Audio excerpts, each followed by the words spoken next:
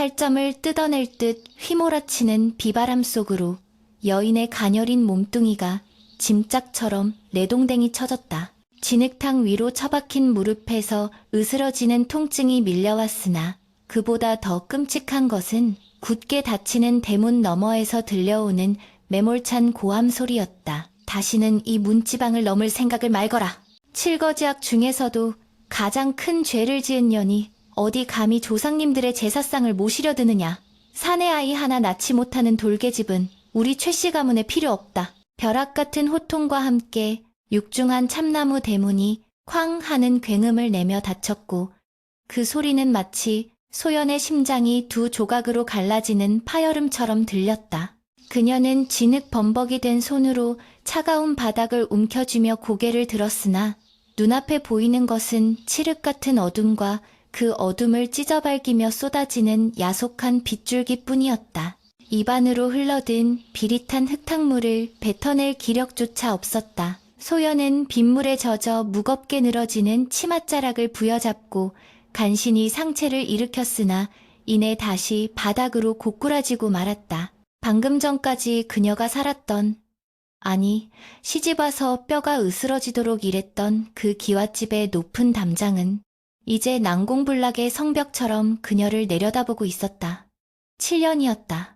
꽃다운 18 나이에 시집와서 손에 물 마를 날 없이 시부모를 봉양하고 남편을 하늘처럼 섬기며 보낸 세월이 무려 7년이었다. 그러나 그 긴 세월의 헌신은 무자무즈라는 단 하나의 죄명 아래 물거품처럼 사라져버렸다. 소연의 떨리는 어깨 위로 굵은 빗방울이 채찍처럼 내리꽂혔고 그녀는 빗소리에 섞여 터져나오는 오열을 손바닥으로 틀어막았다. 잠시 전의 상황이 주마등처럼 뇌리를 스쳤다. 저녁상을 물리자마자 시어머니는 소연을 안방으로 불러들였고 그 자리에는 싸늘한 눈빛의 남편이 고개를 돌린 채 앉아 있었다. 시어머니는 보찜 하나를 던져주며 당장 나가라고 소리쳤다. 내년이 들어온 뒤로 집안의 우환이 끊이지 않는다. 점쟁이가 이르길 내년에 사주가 억세여 우리 집안의 대를 끊어놓을 것이라 하더구나. 더는 꼴도 보기 싫으니 당장 나가거라. 소연이 남편의 바짓가랑이를 잡고 애원했으나 그는 매정하게 옷자락을 빼내며 방을 나가버렸다. 그 마지막 뒷모습, 한때는 평생을 함께하자 맹세했던 사내의 그 비겁하고 차가운 등짝이 소연의 가슴에 씻을 수 없는 멍을 남겼다. 그녀가 가지고 나온 것이라고는 지금 입고 있는 갱겹의 저고리와 치마, 그리고 품속 깊이 간직해온 친정어머니의 유품인 은비녀 하나가 전부였다. 천둥이 하늘을 찢을 듯 울부짖자 소연은 본능적으로 몸을 움츠렸다. 마을 어귀의 개들이 지저댔지만 그 누구도 이 비바람 속에 쫓겨난 여인을 위해 문을 열어줄 리 만무했다. 소연은 비틀거리며 일어섰다. 어디로 가야 한단 말인가? 친정은 이미 몇 해 전 역병으로 몰살당해 돌아갈 곳조차 없었다. 세상 천지에 홀로 남겨진 기분. 그것은 뼛속까지 스미는 한기보다 더 지독한 공포였다. 그녀는 정처 없이 발걸음을 옮겼다. 마을 사람들의 눈을 피해 밝은 불빛이 새어나오는 집들을 피해 그녀의 발길은 점점 인적이 드문 북쪽 산자락으로 향하고 있었다. 살아있는 사람들의 시선이 귀신보다 더 무섭게 느껴졌기에 그녀는 차라리 죽은 자들의 영혼이 떠돈다는 그곳으로 숨어들고 싶었다. 북쪽 산기들에는 십수년 전 흉흉한 소문과 함께 버려진 폐가가 한 채 있었다. 마을 사람들은 그곳을 귀곡산장이라 부르며 대낮에도 얼씬거리지 않았지만 지금 소연에게는 그 흉가조차 비바람을 피할 수 있는 유일한 안식처로 보였다. 가시덤불이 엉킨 산길을 오르며 그녀의 고운 발등은 날카로운 돌부리에 찢겨 피가 흘렀고 나뭇가지가 뺨을 스치며 붉은 생채기를 냈지만 그녀는 고통을 느낄 새도 없었다. 마음의 상처가 너무도 깊어 육신의 고통은 그저 무감각하게만 느껴질 뿐이었다. 차라리 귀신에게 잡혀가 죽는 것이 나으리라. 사람에게 짐승 취급을 받으며 사느니 원기가 되어 저들의 꿈속에 나타나리라. 소연은 이를 악물며 가파른 산길을 기어 올랐다. 한참을 헤맨 끝에 번개가 번쩍이는 순간 덩굴 식물에 뒤덮인 채 기괴하게 서 있는 폐가의 형상이 드러났다. 무너져 내린 담장과 반쯤 뜯겨나간 지붕, 그리고 바람이 불 때마다 끼익거리며 흉물스러운 소리를 내는 썩은 대문은 마치 지옥의 입구처럼 보였다. 그러나 소연은 망설임 없이 그 썩은 문을 밀고 들어갔다. 마당은 잡초가 허리춤까지 자라 있었고 곳곳에 깨진 기와 조각들이 널려 있었다. 처마 밑으로 피신하자 비로소 쏟아지는 비를 피할 수 있었으나 눅눅하고 곰팡내 나는 공기가 폐부 깊숙이 들어왔다. 어둠 속에서 무언가 바스락거리는 소리가 들렸지만 소연은 벽에 등을 기대고 주저앉아 멍하니 허공을 응시할 뿐이었다. 축축하게 젖은 옷이 몸에 달라붙어 체온을 앗아가고 있었다. 덜덜 떨리는 손으로 품속의 비녀를 꺼내어 보았다. 희미한 달빛조차 없는 암흑 속이었지만 손끝에 닿는 은비녀의 차가운 감촉만이 그녀가 아직 살아있음을 일깨워 주었다. 어머니는 돌아가시기 전 이 비녀를 손에 쥐어주며 말씀하셨다. 소연아, 여인의 삶이 고달프다 하여 쉬이 포기하지 말거라. 이 비녀 끝이 뭉툭해질 때까지 참고 견디면 반드시 볕들 날이 올 것이다. 그러나 어머니의 유언은 틀렸다. 참고 견딘 결과가 고작 이 처참한 몰골로 쫓겨나는 것이라니. 소연은 비녀를 쥔 손에 힘을 주어 가슴을 쳤다. 억울함과 분노가 뒤섞인 뜨거운 눈물이 볼을 타고 흘러내려 빗물과 섞였다. 그때였다. 금마루 구석에 썩은 나무 판자 아래서 기이한 바람소리가 새어 나오는 듯했다. 단순한 바람소리가 아니었다. 마치 누군가가 깊은 땅속에서 한숨을 내쉬는 듯한, 혹은 무언가가 그녀를 부르는 듯한 묘한 울림이었다. 소연은 홀린 듯 그쪽으로 시선을 돌렸다. 천둥이 다시 한번 요란하게 울리며 폐가를 뒤흔들자 낡은 마루장 하나가 툭 하고 들려 올라갔다. 일반적인 상황이라면 비명을 지르며 도망쳤겠지만 이미 죽음을 각오한 소연에게는 두려움 따위 남아있지 않았다. 그녀는 무릎으로 기어 그 구멍난 마루장 틈으로 다가갔다. 칠흑 같은 어둠 속 그 아래에는 끝을 알 수 없는 깊은 구덩이가 입을 벌리고 있는 듯했다. 호기심과 절망이 뒤섞인 충동으로 소연은 주변에 굴러다니는 썩은 나뭇가지를 집어 그 구멍 안으로 넣어보았다. 그러자 툭 하고 무언가 단단한 물체에 닿는 둔탁한 소리가 났다. 흙바닥이 아니었다. 그것은 마치 도자기나 항아리의 뚜껑을 두드리는 소리 같았다. 소연의 눈동자가 흔들렸다. 이 산속 폐가의 마루 밑에 항아리라니? 그녀는 젖은 소매를 걷어붙이고 망설임 없이 썩은 마루 판자들을 뜯어내기 시작했다. 손톱이 뒤집어지고 손가락 끝에서 피가 배어나왔지만 멈출 수가 없었다.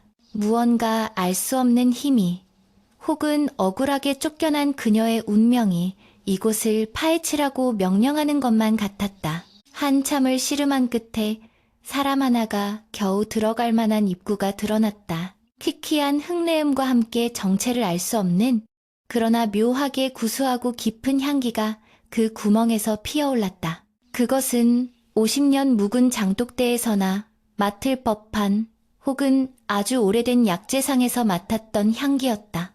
배가 고파서 헛것을 맞는 것인가? 소연은 고개를 저으며 조심스럽게 그 어둠 속으로 발을 내디뎠다. 썩은 나무 계단이 삐걱거렸지만 무너지지는 않았다. 한 계단, 두 계단 내려갈수록 빗소리는 멀어지고 대신 자신의 거친 숨소리와 심장 박동 소리만이 귓가에 크게 울렸다. 지하 공간은 생각보다 넓었다. 바닥에 발이 닿자 소연은 손을 더듬어 벽을 짚었다. 차갑고 매끄러운 돌벽이었다. 누군가가 인위적으로 만든 석실신이 분명했다. 그때 번개가 밖에서 번쩍이며 폐가의 틈새로 한 줄기 빛을 쏘아보냈고 그 찰나의 순간 소연은 자신의 눈을 의심했다. 지하 석실 안에는 사람 허리 높이만한 거대한 항아리 수십 개가 질서 정연하게 늘어서 있었다. 항아리들은 먼지 하나 없이 깨끗했고 뚜껑마다 붉은색 비단으로 밀봉되어 있었으며 그 위에는 낯선 부적이 붙어 있었다. 그리고 그 중앙에는 작은 탁자가 놓여 있었고 그 위에는 썩지 않은 낡은 서책 한 권이 놓여 있었다. 소연은 떨리는 다리를 진정시키며 항아리들 사이로 걸어 들어갔다. 바깥 세상은 비바람으로 아수라장이었지만 이곳 지하석실은 마치 시간이 멈춘 듯 고요하고 평온했다. 그녀는 가장 가까이 있는 항아리 앞에 멈춰섰다. 붉은 비단 덮개 위로 희미하게 묵향이 배어나오는 듯했다. 조심스럽게 손을 뻗어 항아리의 표면을 쓸어보았다. 차가운 도자기의 감촉이 손끝을 타고 전해져 오자 기이하게도 요동치던 마음이 차분하게 가라앉았다. 그녀는 홀린 듯 항아리의 뚜껑을 살짝 열어보았다. 그 순간 코끝을 찌르는 강렬하고도 깊은 향기가 석실 전체를 휘감았다. 그것은 단순한 간장이나 된장의 냄새가 아니었다. 세월을 머금고 인고의 시간을 견뎌낸 후에야 비로소 얻을 수 있는 영혼을 울리는 진미드의 향기였다. 이것은 도대체 무엇이란 말인가?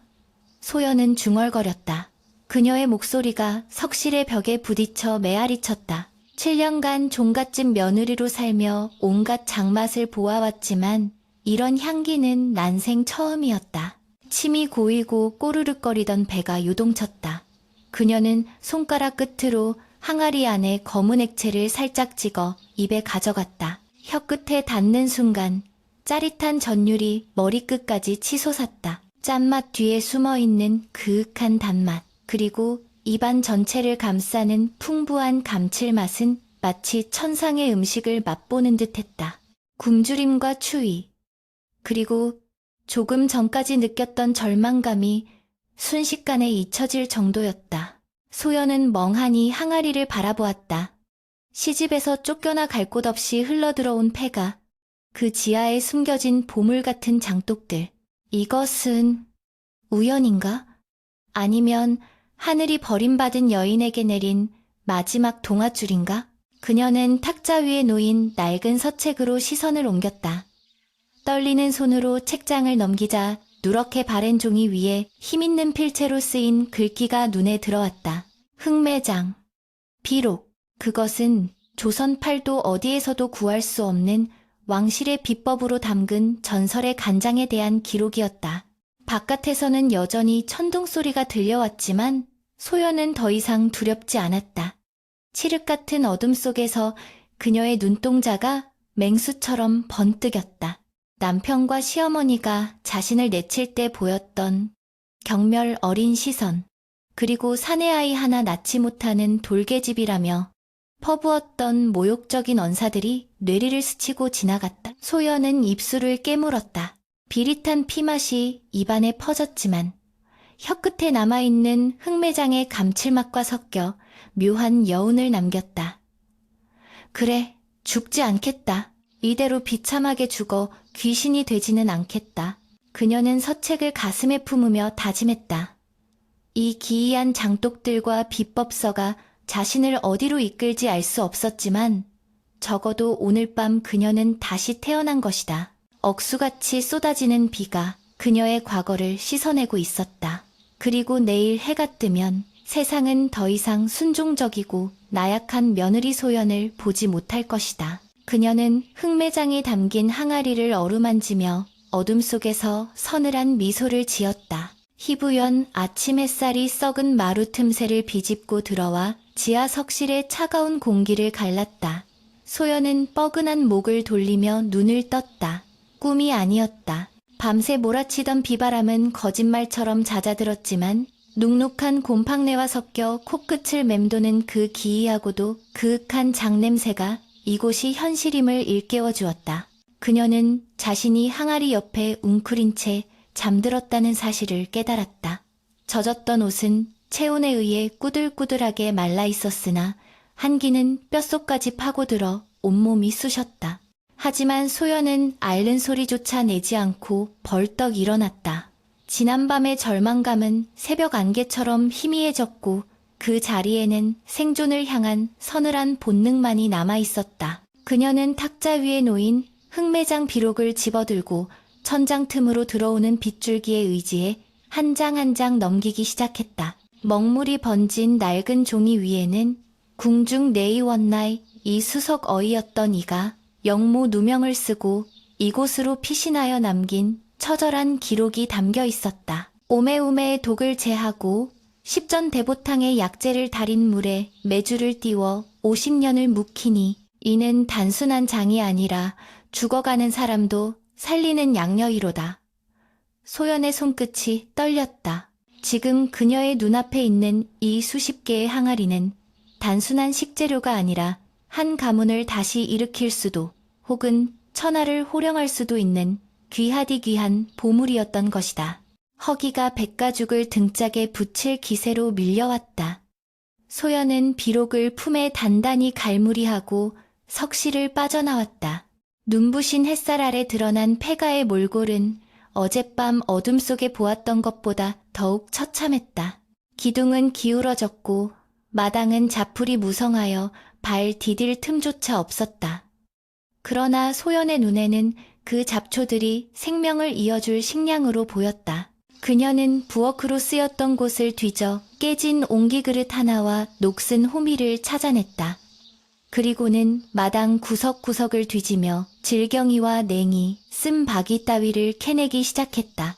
흙투성이가 된 손톱 밑이 아려왔지만 멈추지 않았다. 시댁에서는 고운 비단옷에 흙탕물이 튈까 노심초사하며 걸음걸이조차 조심해야 했으나 이제 그녀를 초참에는 규율 따위는 존재하지 않았다.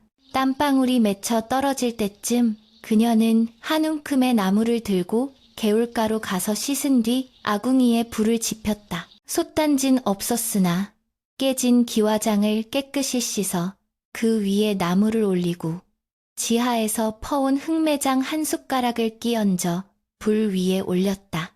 타닥타닥 타오르는 장작불 위에서 나물이 익어가며 치익 소리를 냈다. 그리고 그 순간 믿을 수 없는 향기가 피어올랐다. 쌉싸름한 풀냄새가 흑매장의 깊은 풍미와 만나자 마치 기름진 고기를 굽는 듯한 고소하고도 감칠맛 나는 향으로 변모했다. 소연은 침을 꼴깍 삼키며 기와장 위의 나물을 손으로 집어 입에 넣었다. 아! 탄성이 절로 터져나왔다.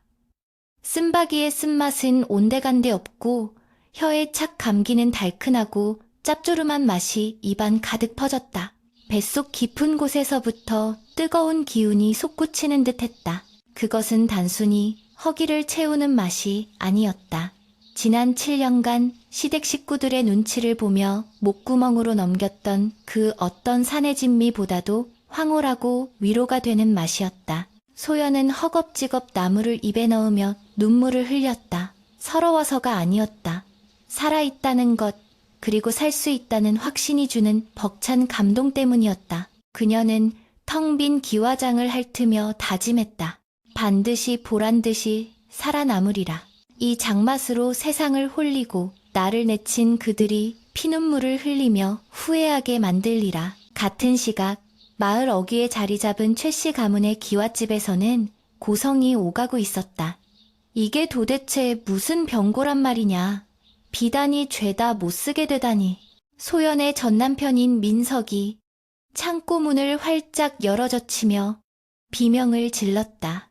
어젯밤 내린 폭우가 낡은 지붕 틈으로 새어들어와 한양의 고관대작 부인에게 납품하기로 했던 최고급 비단을 모조리 적셔버린 것이다. 얼룩덜룩하게 곰팡이가 피기 시작한 비단을 부여잡고 민석은 망연자실한 표정으로 주저앉았다. 안방에서 달려나온 시어머니 박씨는 그 광경을 보고는 가슴을 치며 통곡했다. 아이고 아이고, 이게 다 그 재수없는 년이 나가면서 저주를 퍼부은 게야? 내 진작에 알아봤어야 했는데 들어올 때부터 집안 기운을 흐리더니 나가는 마당에도 사단사다를 내는구나. 그녀는 자신의 아들이 지붕 보수를 게을리한 탓은 생각지도 않고 모든 원망을 쫓겨난 며느리에게 돌렸다. 하인들이 웅성거리며 눈치를 살폈지만 박 씨의 도끼 어린 눈초리에 황급히 고개를 숙였다.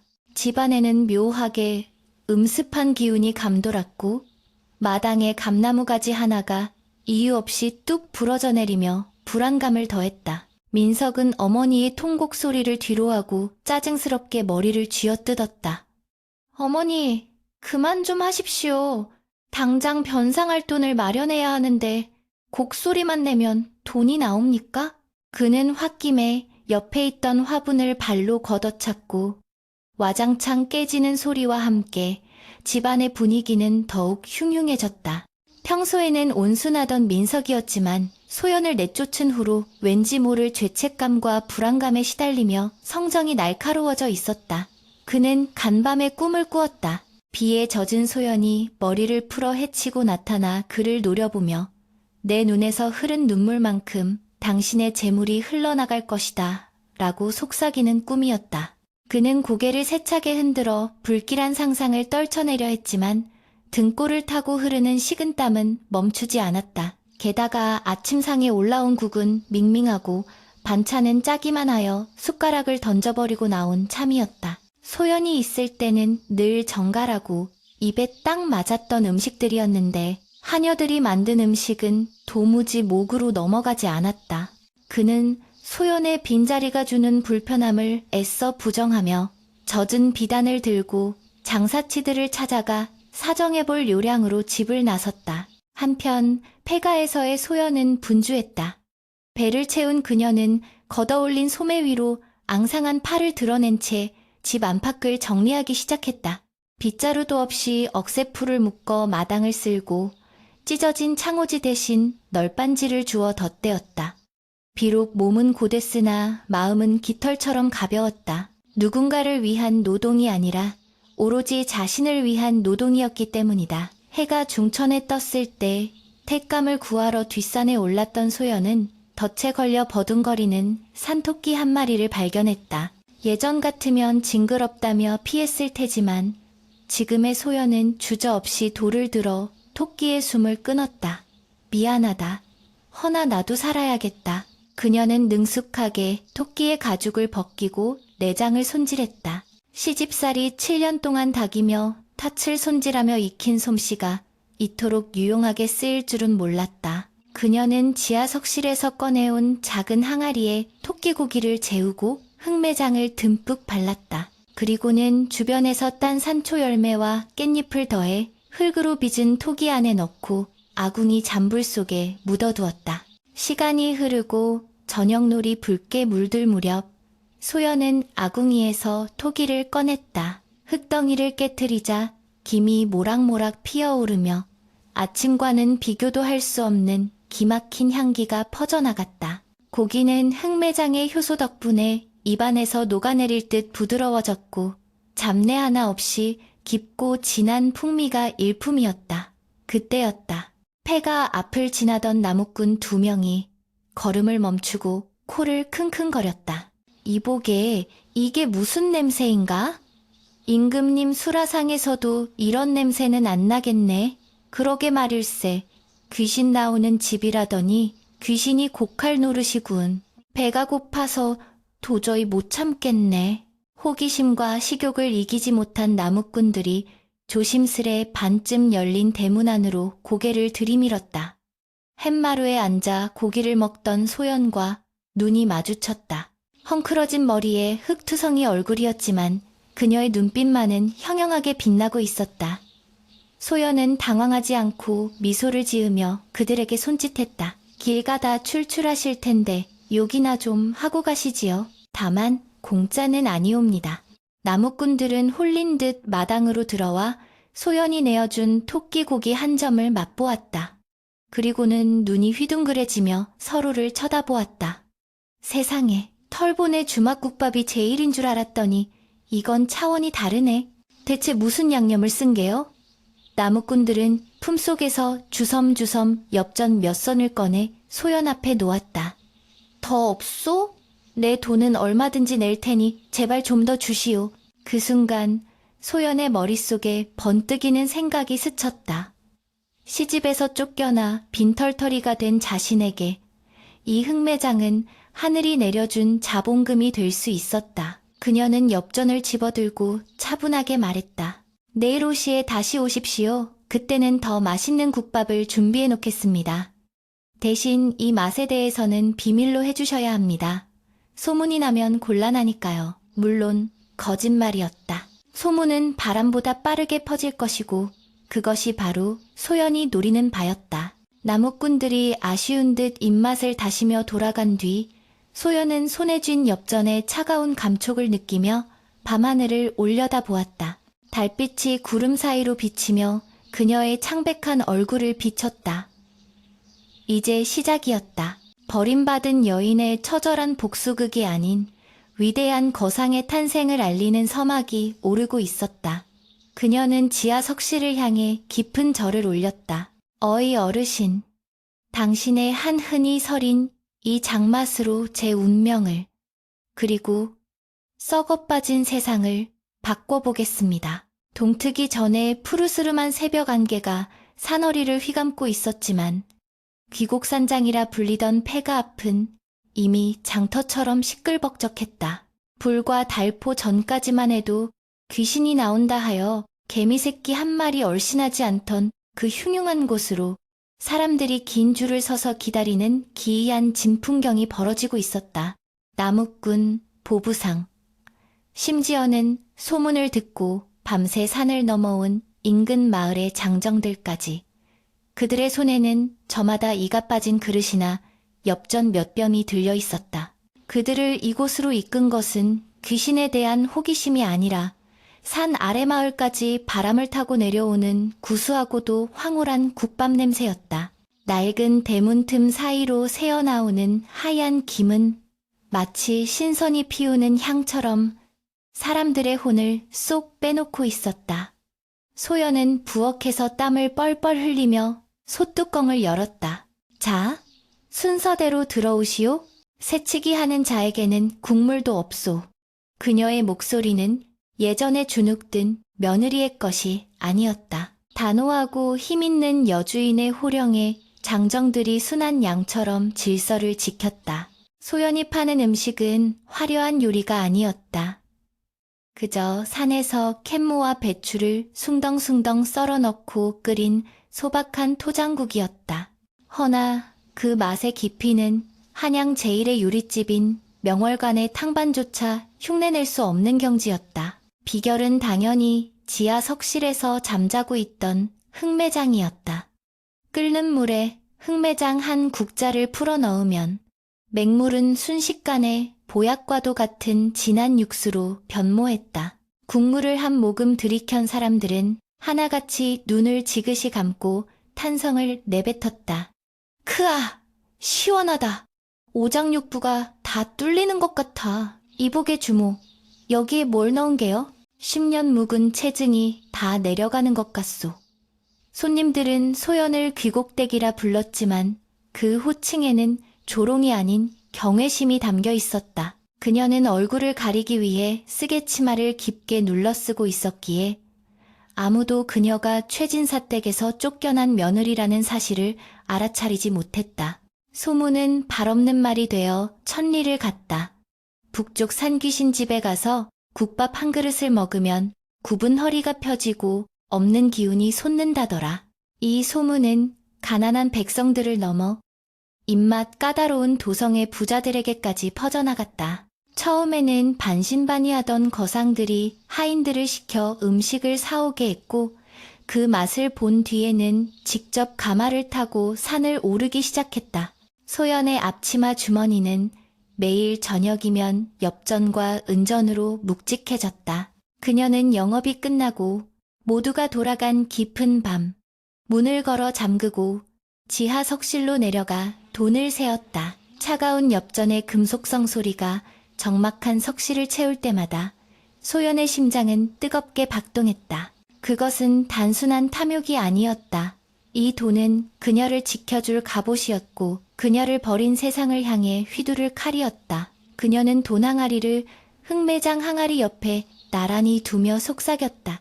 더 모아야 해. 저들이 나를 올려다보게 될 때까지.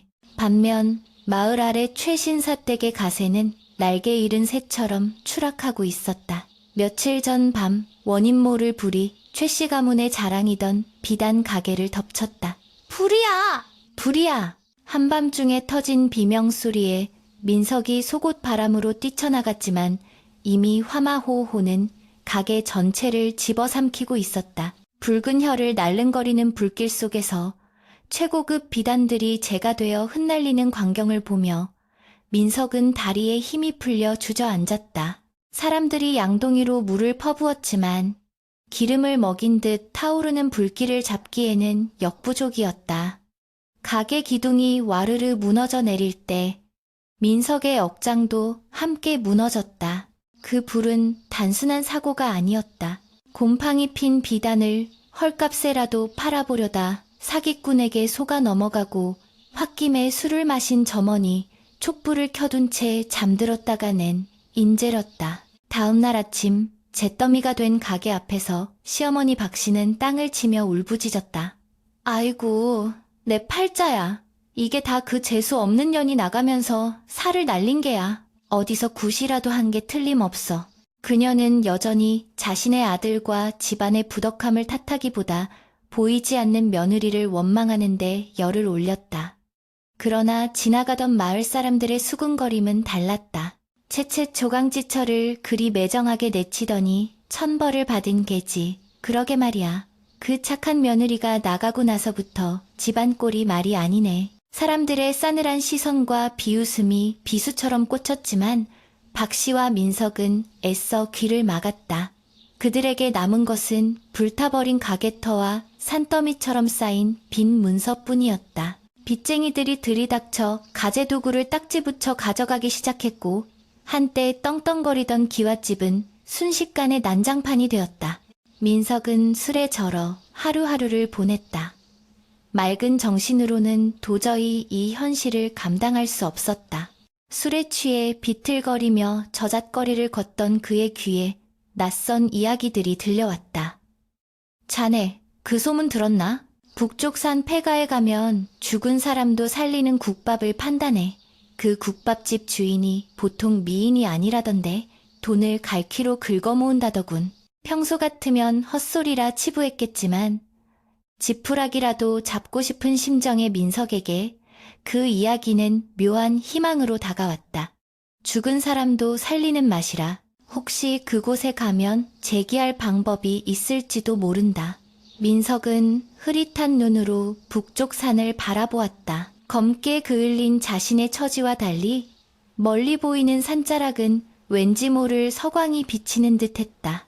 그는 남은 동전 몇 배칠 털어 국밥이나 한 그릇 얻어먹어볼 요량으로 비틀거리는 발걸음을 북쪽으로 옮겼다. 운명의 장난처럼 그가 향하는 곳이 자신이 내쫓은 아내가 있는 곳인 줄은 꿈에도 모른 채 그 시각 소연은 새로운 메뉴를 개발하느라 여념이 없었다.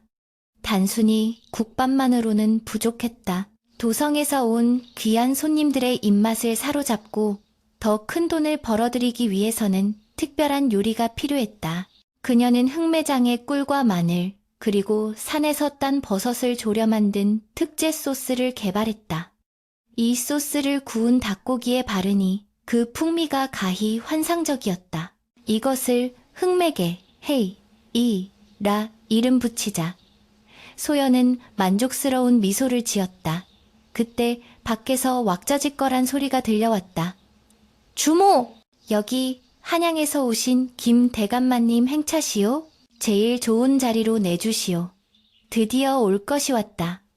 소문만 무성하던 고관대작이 직접 왕림한 것이다. 소연은 온매무새를 가다듬고 심호흡을 했다. 이제 그녀의 무대는 산골짜기 폐가를 넘어 권력의 정점으로 향하고 있었다. 김대감은 까다롭기로 소문난 미식가였다. 그는 허름한 폐가의 모습에 인상을 찌푸리며 자리에 앉았다. 이런 누추한 곳에서 무슨 천하일미가 나온단 말이냐. 내 입맛에 맞지 않으면 당장 상을 엎어버릴 테니 그리 알아라. 서슬퍼런 엄포에도 소연은 기죽지 않고 정갈하게 차려낸 흑매개와 국밥을 내놓았다. 김대감은 의심스러운 눈초리로 닭고기 한 점을 입에 넣었다. 순간 그의 미간이 펴지며 눈이 번쩍 떠졌다. 씹을수록 배어나오는 깊고 진한 향, 짭조름하면서도 달콤하고 고소하면서도 알싸한 그 복합적인 맛의 향연에 그는 할 말을 잃었다.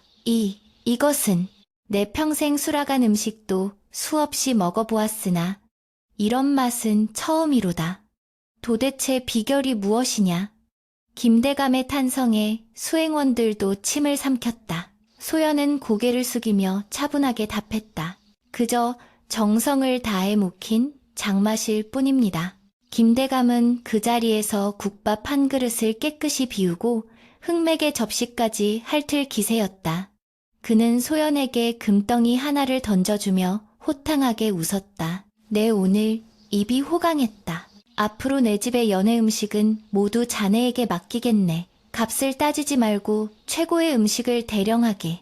그것은 소연이 기다리던 기회였다. 권력자와의 연결고리. 이제 그녀는 단순한 국밥집 주모가 아니라 한양 사교계의 입맛을 지배하는 거상으로 발돋움할 발판을 마련한 것이다. 소연은 금덩이를 쥐고 깊이 허리 숙여 인사했다.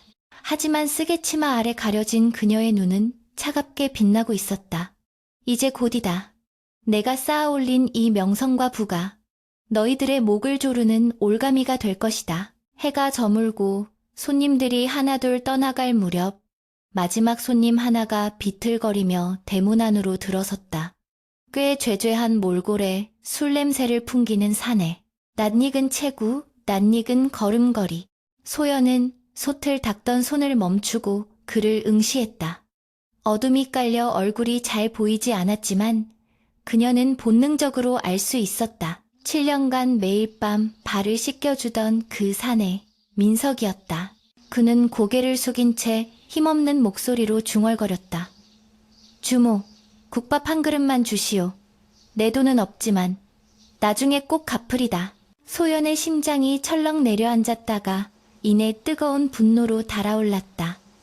천하를 호령하던 기세는 어디 가고 거짓골이 되어 전처의 가게에 구걸하러 온 꼴이라니. 소연은 떨리는 손을 진정시키며 국자를 꽉 쥐었다. 당장이라도 쫓아내고 싶었지만 그녀는 꾹 참았다. 아직은 때가 아니었다. 그녀는 아무 말 없이 국밥 한 그릇을 퍼서 탁자 위에 쾅 하고 내려놓았다. 민석은 주모의 거친 태도에도 아랑곳하지 않고 허겁지겁 국밥을 퍼먹기 시작했다. 뜨거운 국물이 목을 타고 넘어가자 그는 서러움이 복받치는 듯 훌쩍거렸다. 맛있다. 정말 맛있다. 꼭 집사람이 끓여주던 맛 같구나. 그 한마디에 소연은 숨을 멈췄다. 집사람? 이제 와서 집사람이라니. 기가 막히고 코가 막힐 노릇이었다. 민석은 그릇을 싹 비우고는 소매로 입을 닦으며 소연을 올려다보았다. 어두운 조명 아래 쓰개치마 사이로 드러난 소연의 눈매와 마주친 순간 민석의 눈동자가 흔들렸다. 설마 당신? 그는 믿을 수 없다는 듯 자리에서 벌떡 일어났다. 소연은 천천히 쓰개치마를 벗어내렸다. 달빛 아래 드러난 그녀의 얼굴은 예전의 초라한 며느리가 아니었다. 기품 있고 당당하며 서늘한 살기마저 감도는 여인의 얼굴이었다. 오랜만입니다, 서방님. 아니, 이제는 남남이니 최대감댁 도련님이라 불러야 합니까? 민석은 마치 귀신에게 홀린 사람처럼 비틀거리며 어둠 속을 내달렸다. 등 뒤에서 느껴지는 소연의 서늘한 시선이 비수처럼 꽂혀 숨이 턱끝까지 차올라도 멈출 수가 없었다. 넝쿨에 걸려 넘어지고 나뭇가지에 얼굴이 긁혀 피가 맺혔지만 육체의 고통보다 더 큰 공포와 충격이 그를 집어삼키고 있었다. 그럴 리가 없다. 절대 그럴 리가 없어. 그 천한 것이 우리 집에서 쫓겨난 그 빈털터리가 어떻게... 머릿속에서는 방금 본 소연의 당당한 모습과 과거 자신의 발 아래 엎드려 울던 모습이 겹쳐지며 혼란을 가중시켰다. 헐레벌떡 대문을 박차고 들어선 민석은 마당에 주저앉아 거친 숨을 몰아쉬었다. 안방에서 희미한 등불 아래 끙끙 앓고 있던 박씨가 아들의 기척에 방문을 열고 내다보았다. 이 밤중에 어딜 다녀오는 게냐? 꼴이 그게 뭐냐? 산짐승이라도 만난 게냐? 어머니의 타박에도 민석은 멍하니 허공을 응시하다가 이내 광기 어린 눈으로 어머니를 쳐다보았다. 어머니, 소연이.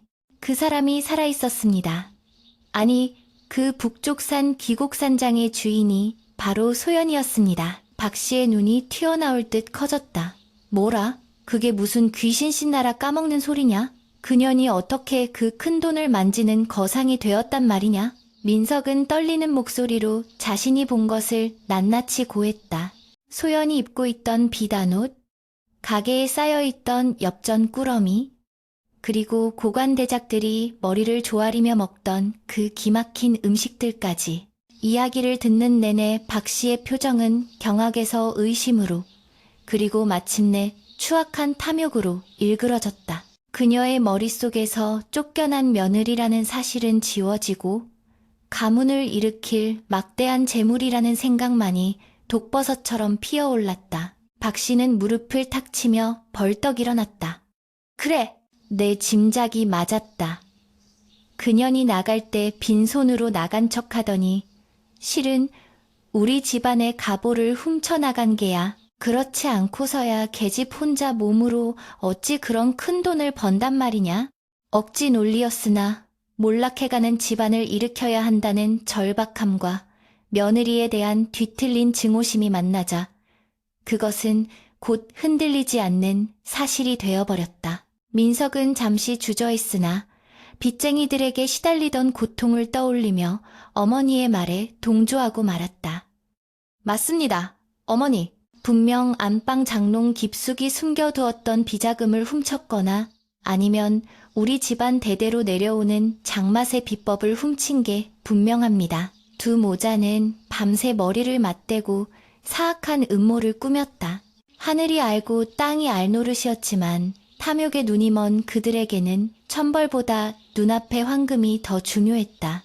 날이 밝자마자 박 씨는 머리를 풀어 헤치고 관하로 달려가 징을 쳤다. 사또, 억울합니다. 도둑년이 우리 집안의 재산을 훔쳐 달아나 호의호식하고 있습니다. 그년의 재산을 몰수하고 엄벌에 처해 주십시오. 관아의 포졸들이 들이닥쳤을 때 소연은 아침 장사를 준비하고 있었다. 우락부락한 포졸들이 가게를 에워싸고 창을 겨누자 손님들은 비명을 지르며 물러섰다. 그러나 소연은 올 것이 왔다는 듯 태연했다. 그녀는 손에 든 국자를 조용히 내려놓고 미리 준비해둔 하얀 소복으로 갈아입었다. 가시지요. 내 발로 걸어갈 테니 포승줄은 거두시오. 그녀의 서슬 퍼런 기세의 포졸들도 흠칫 놀라 뒷걸음질 쳤다. 소연은 지하 석실에서 꺼낸 흑매장 항아리 하나와 낡은 비록을 품에 안고 가마 대신 죄인 호송수레에 올랐다. 마을 사람들은 수군거리며 술의 뒤를 따랐다. 저 착한 귀곡대기 도둑이라니? 최진사댁 독한 시어미가 또 무슨 수작을 부리는 게지. 여론은 이미 소연의 편이었으나 법은 증거와 권력의 편인 세상이었다. 관아마당은 구경꾼들로 인산인해를 이루었다. 높은 대청마루 위에는 사또가 엄숙한 표정으로 앉아 있었고 그 아래 멍석 위에는 박 씨와 민석이 엎드려 거짓 눈물을 흘리고 있었다. 소연이 마당에 들어서자 박 씨는 기다렸다는 듯 고래고래 소리를 질렀다. 전현입니다. 저 앙큼한 년이 7년 동안 쥐 죽은 듯 살면서 야금야금 우리 집 재산을 빼돌리더니 급기야는 가문의 보물인 천년 간장 항아리까지 훔쳐 달아났습니다. 전현이 파는 국밥 맛이 바로 우리 집안 대대로 내려오는 비법입니다. 민석 또한 옆에서 거들었다. 사또, 제 처가 어리석어 간수를 잘 못한 죄도 크나 조강지처의 도리를 저버리고 도둑질을 한 저 여인의 죄가 더 큽니다. 부디 공명정대하게 판결하시어 잃어버린 재물을 되찾게 해주십시오. 사또는 수염을 쓰다듬으며 소연을 내려다보았다. 네가 저들의 며느리였던 소연이냐? 시어미와 남편이 너를 절도죄로 고발하였다. 네가 지금 누리고 있는 부와 명성이 저들의 말대로 훔친 재물과 비법에서 나온 것이냐? 관중들의 시선이 일제히 소연에게 쏠렸다. 소연은 천천히 고개를 들어 사또와 시댁 식구들을 번갈아 보았다. 그녀의 눈빛에는 두려움 대신 깊은 연민과 경멸이 서려 있었다. 사또, 묻고 싶습니다. 저들이 말하는 가문의 보물이라는 것이 도대체 무엇입니까? 박 씨가 나서며 악을 썼다. 뻔뻔한 년. 네가 들고 있는 그 항아리. 그게 바로 우리 시할머님 때부터 내려오던 시간장이 아니더냐. 소연은 씁쓸한 미소를 지으며 품에 안고 있던 항아리를 바닥에 내려놓았다. 그리고 붉은 비단 덮개를 벗겨냈다. 그 순간 관아마당 전체에 진동하는 묵직하고도 신비로운 향기. 구경꾼들은 저마다 코를 킁킁거리며 감탄했다. 소연은 침착한 목소리로 입을 열었다. 사또, 그리고 이 자리에 계신 모든 분들께 묻습니다. 최진사댁은 대대로 비단을 취급하던 상가상자입니다. 음식으로 이름난 적이 단 한 번이라도 있었습니까? 군중들이 웅성거렸다. 그건 그래. 최진사댁 밥이 맛없기로 소문났었지. 소연은 말을 이었다. 만약 이것이 저들의 가보라면 저 시어머니는 이 장이 어떤 재료로 만들어졌는지 몇 해를 묵혀야 이런 향이 나는지 알고 있을 것입니다. 자, 말씀해 보십시오. 이 장에 들어간 약재가 무엇입니까? 박 씨는 당황하여 입술을 달싹거렸다. 그거야. 콩, 그리고 소금, 물. 그녀는 횡설수설하며 식은땀을 흘렸다. 소연은 차갑게 웃으며 사또를 향해 품속의 낡은 서책을 꺼내 바쳤다. 사또, 이것을 보아주십시오.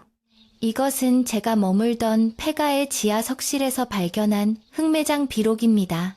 이 책의 저자는 50년 전 기묘사화 때 억울하게 누명을 쓰고 낙향한 전임 어이유이 장태수 영감님이십니다. 이 책에는 먹의 농담이 바래지 않은 필체로 제조 일자와 비법이 상세히 적혀 있습니다. 사또가 서책을 받아 넘겨보니 과연 소연의 말대로였다. 책장 사이에서는 오랜 세월의 흔적이 뚝뚝 묻어났다. 더구나 소연은 결정타를 날렸다. 제가 시집살이 7년 동안 저들에게 해올린 밥상을 기억하는 이들이 있습니다. 제가 쫓겨날 때 입고 나온 옷가지 하나 건지지 못하고 맨발로 쫓겨났음을 목격한 이웃들도 있습니다. 만약 저들이 저런 귀한 장을 가지고 있었다면 어찌하여 7년 동안 밥상에 한 번도 올리지 않았겠습니까? 어찌하여 집안이 망해가는 와중에도 저 장을 팔아 빚을 갚지 않았겠습니까? 소연의 논리 정연한 반박에 박 씨와 민석은 얼굴이 사색이 되어 아무 말도 하지 못했다. 그저 엎드린 채 바들바들 떨 뿐이었다. 그때 관아의 뒷문이 열리며 화려한 관복을 입은 노인이 등장했다. 지난번 소연의 가게에 들렀던 미식가 김대감이었다. 그는 사또의 스승이자 조정의 실세였다. 내가 증인이 되겠소. 김대감의 등장에 사또는 벌떡 일어나 자리를 권했다. 김대감은 엄한 눈초리로 박 씨와 민석을 꾸짖었다. 네, 저 여인의 가게에서 맛본 장맛은 궁중 수라간에서도 맛보기 힘든 진미였다. 일개 장사치의 집안에서 감히 흉내낼 수 있는 맛이 아니다. 탐욕에 눈이 멀어 죄 없는 사람을 모함하고 관아를 기만하려 들다니 내 놈들의 죄가 하늘을 찌르는구나. 김대감의 호통에 박 씨는 거품을 물고 기절할 듯 쓰러졌고 민석은 오줌을 지리며 머리를 도섰다. 죽을 죄를 지었습니다. 한 번만 용서해 주십시오. 사또는 분노하며 형방에게 명했다. 여봐라. 신성한 법정에서 거짓으로 양민을 고발한 저 무지몽매한 모자에게 곤장 50대를 쳐라. 그리고 무고죄 묵거죄를 물어남은 가산을 몰수하여 국고에 귀속시키고 관아박 심리 밖으로 추방하라. 포졸들이 달려들어 박 씨와 민석을 형틀에 묶었다. 아이고, 사람 살려. 며느라, 아니 소연아, 내가 잘못했다. 제발 우리를 살려다오. 박 씨의 비명소리가 관아의 담장을 넘어 메아리쳤다. 곤장이 내리꽂힐 때마다 터져나오는 둔탁한 파열음과 비명소리는 구경꾼들에게는 통쾌한 사이다였으나 소연에게는 그저 덧없는 인생의 허무함을 일깨워주는 소리일 뿐이었다. 소연은 고개를 돌려 그 처참한 광경을 외면했다. 통쾌할 줄 알았던 복수의 순간이었지만 가슴 한구석이 뻥 뚫린 듯 시려왔다. 7년의 세월, 그 지독했던 인연의 끝이 고작 이것이라니. 그녀는 사또와 김대감에게 깊이 허리 숙여 감사를 표했다. 공정한 판결에 감사드립니다. 김대감은 흐뭇한 미소로 그녀를 바라보았다. 그대의 지혜와 인내가 빚어낸 결과네. 저 장마처럼 그대의 인생도 이제 깊고 그윽하게 익어갈 걸세.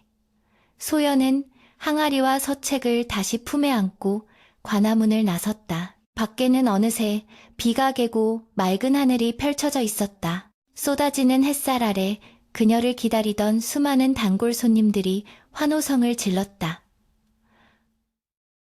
와, 귀곡댁 만세! 정의가 승리했다. 그들의 환호 속에서 소연은 비로소 옅은 미소를 지을 수 있었다. 이제 그녀를 짜매던 과거의 사슬은 완전히 끊어졌다. 그녀의 발걸음은 그 어느 때보다 가볍고 힘찼다. 뒤에서 들려오는 전남편과 시어머니의 곡소리는 점점 멀어져 마치 전생의 일처럼 희미해져 갔다. 세월은 유수료와 같다더니 어느덧 강산이 변할 만큼의 시간이 흘렀다. 귀신이 나온다 하여 사람들이 기피하던 북쪽 산자락 흉가는 이제 조선 팔도에서 가장 명성이 자자한 거상주산의 본거지 흑매원 해매옌으로 탈바꿈해 있었다. 잡초가 무성하던 마당은 잘 다듬어진 정원과 수백 개의 윤기 흐르는 장독대들이 질서 정연하게 들어찬 장관을 이루었고 무너져 내릴 듯 위태롭던 폐가는 오색단청이 화려한 소슬대문과 99칸 기와집으로 변모해 위용을 자랑했다.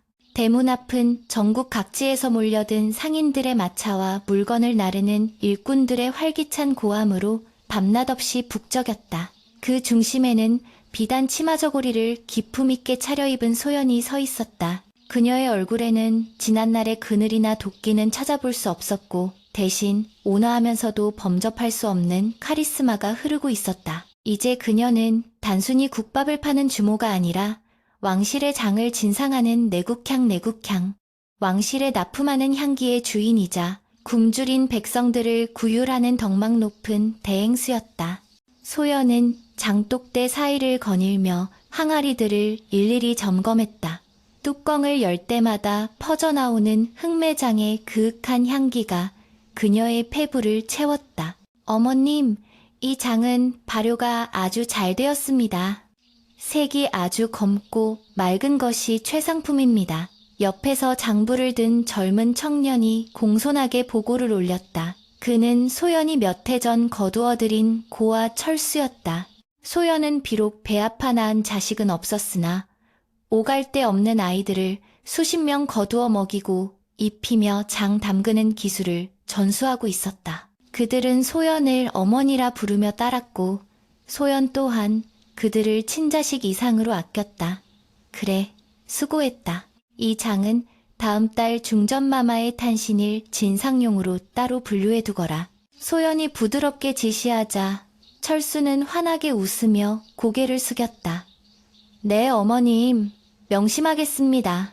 사내 아이를 낳지 못해 쫓겨났던 여인이 이제는 수십 명의 든든한 아들과 딸을 거느린 진정한 어머니가 된 것이다. 피로 이어진 혈연보다 정과 신뢰로 맺어진 인연이 더 진함을 그녀는 삶으로 증명하고 있었다. 그날 오후 흑매원 앞마당에서는 빈민들을 위한 무료 급식이 한창이었다. 소연은 돈을 많이 벌수록 베풀어야 한다는 신념으로 매달 보름이면 커다란 솥을 걸고 굶주린 이들에게 흑매장으로 끓인 국밥을 나누어 주었다. 구수한 냄새가 바람을 타고 산 아래까지 퍼지자 거지들과 병자들이 줄을 지어 모여들었다. 하인들이 바쁘게 국밥을 퍼나르는 동안 소연은 멀찍이 떨어진 뱃마루에 앉아 그 광경을 지켜보고 있었다. 사람들이 따뜻한 국물을 마시며 행복해하는 모습을 볼 때면 그녀의 가슴속 깊은 곳에 남아있던 과거의 상처가 하나씩 아무는 듯했다. 그것은 돈으로 살 수 없는 치유의 시간이었다. 그때였다. 줄의 맨 끝자락에 남루하다 못해 썩은 냄새가 진동하는 거지. 노파와 다리를 저는 중년 사내가 나타났다. 그들의 몰골은 차마 눈 뜨고 볼 수 없을 만큼 비참했다. 노파는 눈이 멀어 허공을 더듬거렸고 사내는 한쪽 다리가 부러져 지팡이에 의지한 채 굽신거리고 있었다. 나으리, 밥 한 술만 줍쇼. 며칠을 굶어 창자가 끊어질 것 같습니다요. 사내가 비굴한 목소리로 하인에게 애원했다. 하인은 코를 막으며 그들에게 국밥 2그릇을 내밀었다. 사내는 허겁지겁 국밥을 받아들고는 뜨거운 줄도 모르고 입 안으로 털어 넣었다. 그리고 그 국물이 목구멍을 넘어가는 순간 사내의 동작이 뚝 멈췄다. 그는 멍하니 국그릇을 내려다보았다. 이 맛, 죽을 때까지 잊을 수 없는, 아니 꿈속에서도 그리워하며 피눈물을 흘리게 했던 그 맛이었다. 어머니, 이 맛 좀 보십시오. 사내, 즉 민석은 떨리는 손으로 노파에게 국밥 그릇을 쥐어주었다. 눈먼 노파, 박 씨는 허겁지겁 국물을 들이켜더니 이내 숟가락을 떨어뜨렸다. 이건 소연이, 우리 며느리 손맛이 아니냐. 박 씨의 탁한 눈에서 굵은 눈물이 주르륵 흘러내려 밥물 위로 떨어졌다. 곤장을 맞고 쫓겨나 타지를 떠돌며 온갖 고초를 겪은 끝에 거지 신세가 된 그들이 우연히 흘러들어온 곳이 하필이면 전 며느리의 집이라니. 민석은 고개를 들어 저 멀리 햇마루를 바라보았다. 화려한 비단옷을 입고 고고하게 앉아있는 여인. 햇살을 등지고 있어 얼굴은 잘 보이지 않았으나 그 풍채만으로도 그녀가 누구인지 알 수 있었다. 민석의 온몸이 사시나무 떨듯 떨려왔다. 수치심과 후회, 그리고 감히 다가갈 수 없는 절망감이 쓰나미처럼 밀려왔다. 소연 역시 그들을 알아보았다. 7년을 하루같이 모셨던 시어머니와 남편. 그러나 지금 그녀의 마음에는 분노도 슬픔도 잃지 않았다. 그저 길가에 굴러다니는 돌멩이를 보는 듯한 무심한 뿐이었다. 옆에 있던 철수가 낌새를 채고 물었다. 어머님, 아시는 분들입니까? 저 거동이 수상한 자들을 쫓아낼까요?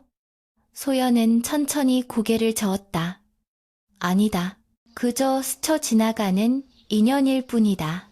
다만 그녀는 잠시 말을 멈추고 거지 모자를 응시했다. 과거에 자신을 지옥으로 밀어넣었던 그들이 이제는 자신의 자비에 목숨을 구걸하고 있었다. 이것이야말로 가장 잔혹하고도 완벽한 복수가 아니겠는가. 저들에게 떡과 고기를 조금 더 챙겨주거라. 그리고 다시는 이곳에 얼씬도 못하게 타이러 보내거라. 소연의 목소리는 차분했지만 단호했다. 철수가 다가가 음식을 더 건네주자 민석은 넙죽 절을 하며 눈물을 쏟았다. 고맙습니다. 정말 고맙습니다. 그는 차마 소연 쪽을 다시 쳐다보지도 못한 채 어머니를 부축하여 황급히 자리를 떴다. 도망치듯 멀어지는 그들의 뒷모습은 초라하기 그지없었다. 그들은 평생을 후회라는 감옥 속에서 자신들이 걷어찬 복덩어리를 그리워하며 비참하게 살아갈 것이다. 소연은 그들이 대문 밖으로 완전히 사라질 때까지 시선을 떼지 않았다. 그리고 마침내 그들이 시야에서 사라지자 긴 한숨과 함께 묵은 체증이 내려가는 듯한 해방감을 느꼈다. 7년 전 비 오는 밤, 이 문 밖으로 내쳐졌던 가련한 여인은 이제 없다. 오로지 자신의 힘으로 운명을 개척하고 세상을 호령하는 여장부 소연만이 존재할 뿐이었다. 해가 뉘엿뉘엿 넘어가고 흑매원에도 평온한 저녁이 찾아왔다. 소연은 지하 석실로 내려갔다. 그곳에는 여전히 수십 년 묵은 시간장 항아리가 신비로운 자태를 뽐내며 놓여 있었다. 그녀는 가장 오래된 항아리를 쓰다듬으며 허공에 대고 나직이 읊조렸다. 장태수 어르신, 그리고 어머니, 보고 계십니까? 제가 해냈습니다. 여인이라는 이유로 아들이 없다는 이유로 멸시받던 제가 이 장맛 하나로 세상을 무릎 꿇리고 제 삶의 주인이 되었습니다. 촛불이 일렁이며 벽에 그녀의 그림자를 길게 드리웠다. 그림자는 마치 춤을 추듯 흔들리며 그녀의 벅찬 감정을 대변하는 듯 했다. 소연은 비록을 펼쳐 마지막 장에 붓을 들어 새로운 글귀를 적어 넣었다. 진정한 부부는 곡간에 쌓인 곡식이 아니라 사람의 마음을 얻는 덕더에 있으며, 진정한 자식은 피를 나눈 것이 아니라 뜻을 함께하는 이들이다. 소연은 석실을 나와 정자로 향했다. 밤하늘에는 휘영청 밝은 보름달이 떠 있었고 정원 곳곳에서는 아이들의 웃음소리가 은은하게 들려왔다. 어머니, 내일은 메주를 쓰는 날이지요? 저희가 일찍 일어나 콩을 삶아 놓겠습니다. 철수와 아이들이 달려와 소연의 품에 안겼다. 소연은 아이들의 머리를 하나하나 쓰다듬으며 환하게 미소 지었다. 그래, 내일은 아주 중요한 날이다. 정성을 다해야 한다. 차가운 밤 공기 속에서도 흑매원의 안뜰은 훈훈한 온기로 가득 찼다. 과거의 아픔은 걸음이 되어 더 단단하고 풍요로운 현재를 꽃피웠다. 억울하게 쫓겨난 며느리의 이야기는 비극으로 시작되었으나 그 끝은 누구보다 눈부시고 찬란한 희극으로 완성되었다. 바람이 불어와 장독대를 스치며 맑은 소리를 냈다. 마치 세상 모든 시련을 견뎌낸 소연에게 보내는 자연의 찬사 같았다. 소연은 달을 향해 고개를 들었다. 그녀의 눈동자 속에 가득 찬 달빛이 보석처럼 빛났다. 인생사 세옹지마 세옹지마라 했던가. 화가 복이 되고 복이 화가 되는 이치를 깨달은 그녀는 이제 어떤 시련이 와도 흔들리지 않을 것이다. 그녀가 빚어낸 것은 단순한 장맛이 아니라 고난을 딛고 일어선 인간 승리의 맛이었기에 소연은 넉넉한 품으로 세상을 안으며 깊고 고요한 밤의 정취 속으로 걸어 들어갔다. 흑매원의 등불은 밤새 꺼지지 않고 타오르며 온 세상을 향해 은은한 향기를 퍼뜨리고 있었다.